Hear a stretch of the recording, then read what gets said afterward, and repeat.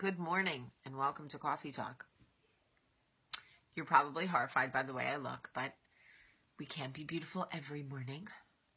I've got makeup running down my face. I'm not sure what is even happening here. Whatever.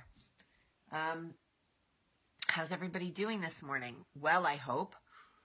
I just read a story about a dog who was born had to have his two back legs removed. And I was reading it and I was like, okay. This dog can find joy in life on a Saturday with no legs, so can I, right, Ace? Look at this guy. Never leaves my side. Seriously. It's so funny. We complain as moms that we never get a break and our kids are on top of us and blah, blah, blah. And then we rescue a dog who never leaves our side. I tried to do Coffee Talk with him in the living room with the kids and Michael, and he cried at the door. I shut the door and he was like, "Mom, what?" He became Rachel Green from Friends. What? The door, what?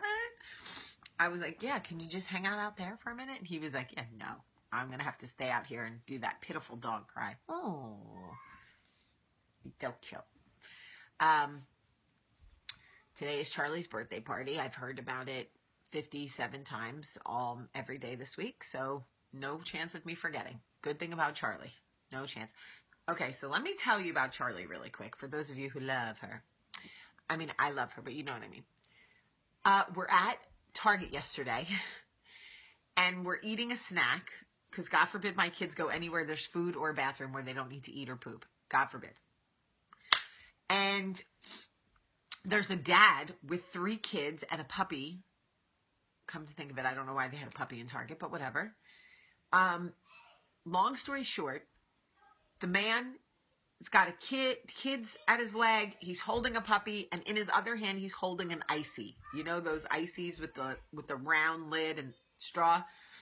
He's holding it, and my kids run up to see the puppy, and I look over, and Charlie is drinking casually as if nobody would notice, looking at the puppy, drinking the man's icy out of the cup without him noticing, because she's like this, "Puppy." I'm like, "Charlie!" She turns around. I go, "What are you doing?" She goes, "Nothing." I'm like, "Over here." I'm like, "You cannot drink somebody else's icy." She was like, "It looks so good." I'm like, "It doesn't matter." Although I have, on occasion, been known to take a sip out of somebody else's martini. That's real. I'm just going to keep it real. Okay, so she must get it from me. I am the girl that will see you in a bar and be like, "Oh my God, don't we know each other from Facebook? Can I have a sip of your martini?" Then, I don't know what got into her. Max ordered my kids are gross, so try not to judge. Max ordered a tray of pasta from there and was eating it. And Charlie was like, "Can I have some of the pasta?" So I go, "Sure," and hand her a fork. She takes the fork, sets it down, reaches into the pasta, grabs a handful of pasta like this, and shoves it into her mouth. What? I'm sorry. What? Are you a bear? Who eats like that? What is wrong with you? I'm like, "Charlie." She's like, "I was so hungry." I'm like, "So hungry you couldn't use a fork? Had to be your hand?" And literally, this is how she... Okay, and then I don't know what's happening to Coffee Talk today. I'm just sharing things about my kids.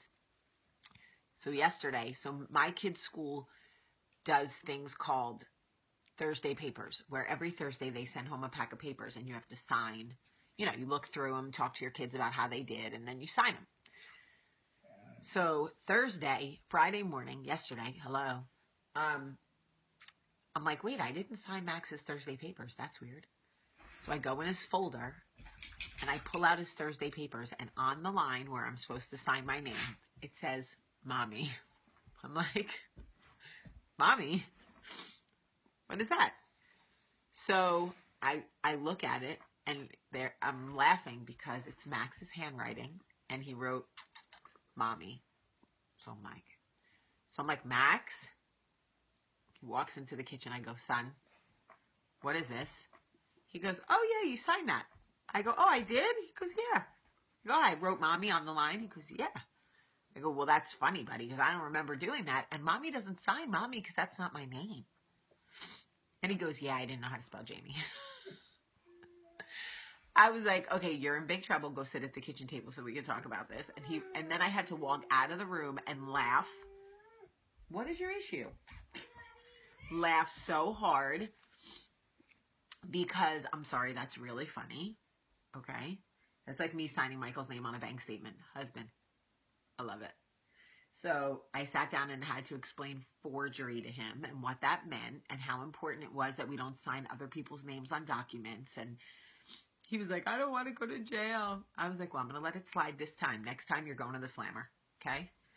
But I thought that was really funny. And we went through his Thursday papers, and there was one where he didn't get the grade he wanted, so he didn't want me to see it. So I explained to him about, all that stuff. But anyway, it was actually, I know it's wrong, but it was so cute. Oh my God, mommy, I loved it. What's this dog's problem? Look at this dog. Look at it.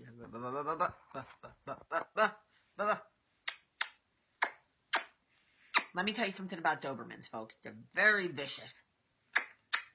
Can you tell? Look at this. Oh, I love the baby. Okay. All right. They didn't come here to watch me kiss your face. So, really quick, here's what I wanted to tell you. If you've made it this far, I love you, and you clearly love my kids because you listen to stories about them. I have a girlfriend right now who's going through like a breakup or whatever, and she is plastering social media with like subliminal memes. Her Instagram is full of like, you'll never meet anybody like me. You'll search the world for women like me and like never find me. And like, all those subliminal memes. And I texted her last night before I went to bed and I said, sad fact of the day, the person who broke your heart does not care about your subliminal memes and messages on social media. And she was like, he's totally looking. I go, no, he's actually not. That's the thing about guys. When they're done, they're done. But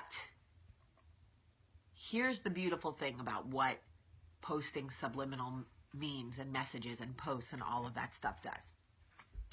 It is really for us. It really is. It has become a confidence booster. And I'll tell you why.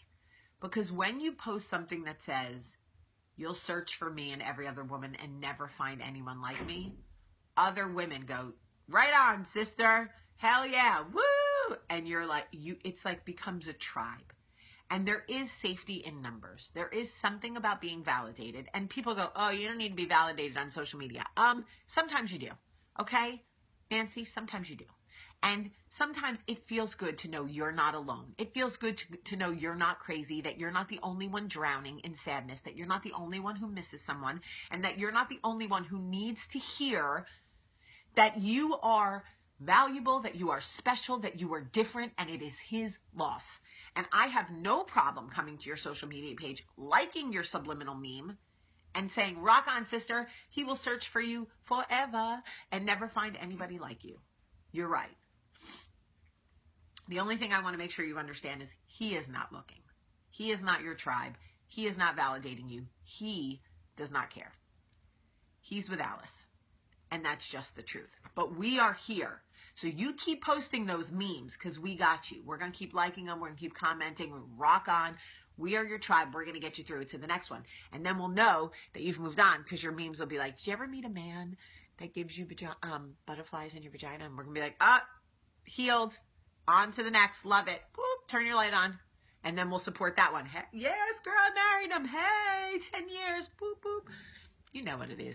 You already know. All right. I love you guys so much. Love you. Have a great day.